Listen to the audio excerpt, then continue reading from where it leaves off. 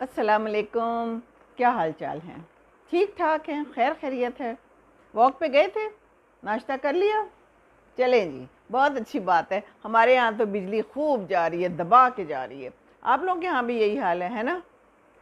तो सुबह अच्छा था मौसम, लेकिन उसके बाद इतनी गर्मी हो गई है कि बाहर बैठ के मुझे तो वीडियो बनाने का तसव्वुर भी नहीं आ रहा था।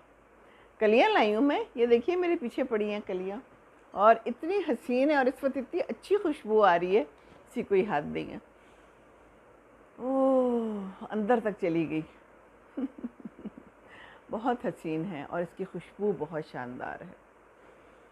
सुबह सुबह महसूस कीजिए, और ये पूरे दिन मेरे कमरे में रहती है और मेरे दुपट्टे में महकती है, तो आप सोचें कि क्या हाल होता होगा, है ना? बहुत ही खूबसूरत है।